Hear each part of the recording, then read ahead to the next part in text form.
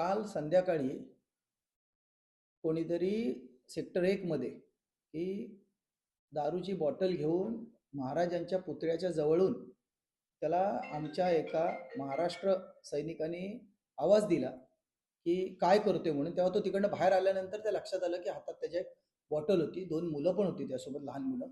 त्यांना घेऊन तो तिथं गेलेला. मला एवढंच बोलायचं आहे की तुम्ही महाराजांचे गड किल्ले सुरक्षित नाहीत.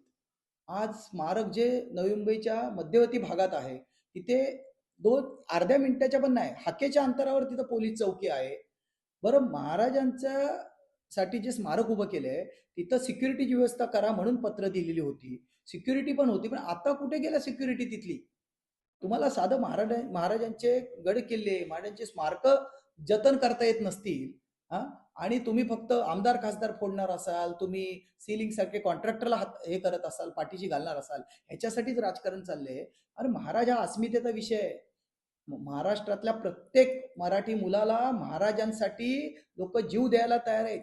अशा परिस्थितीमध्ये तुम्ही त्यांची स्मारक जी आहेत ती अशी उघड्यावर लोक कोणी येऊन तिथं दारू पिते, मद्यपी दारू पितायत आणि त्याच्यावर कुठल्याही प्रकारची कारवाई होत नाही. या संदर्भात आम्ही आज नेहरू पोलीस स्टेशनमध्ये तक्रार दाखल केलेली आहे आणि आम्ही त्यांना सांगितलेलं आहे की लवकरात लवकर अशा दोषींवर कारवाई झाली पाहिजे, तरच चाप बसेल. अन्यथा आम्ही आमच्या महाराष्ट्र नवनिर्माण सेना, आमचे शहर अध्यक्ष गजानन काळे साहेब त्यांच्या अध्यक्षतेखाली आम्ही लवकरच, नाहीतर ह्या संदर्भात मोठं आंदोलन छेडणार आहोत. मी बोललो त्याप्रमाणे, अहो ते कित्येक दिवस ते बांधून ठेवलेलं स्मारक तुम्ही बघितलं असेल. आमचे नेते, महाराष्ट्र नवनिर्माण सेनेचे आमचे नेते अमित साहेब ठाकरे यांनी पुढाकार घेऊन ते आम्ही हे केलं. त्याच्यावर आमच्या 70 जणांवर केसेस आहेत. आमच्या 70 जणांवर केस आहेत. महाराजांसाठी केस आहे. आम्हाला त्याचा कमीपणा वाटत नाहीये. परंतु मला दुःख या गोष्टीचं वाटतं की आमचे नेते अमित साहेबांनी त्याचं उद्घाटन केलं, त्याच्यानंतर त्यांनी प्रचंड असा पोलीस बंदोबस्त तिथं लावला. उद्घाटन झालं, लोकांची कामं झाली, लगेच पोलीस बंदोबस्त हटवला. बरं, महाराष्ट्र आपल्या महापालिकेतर्फे जे काही 2 कर्मचारी तिथं अपॉइंट करायला पाहिजेत ते कर्मचारी सुद्धा तिथं नव्हते.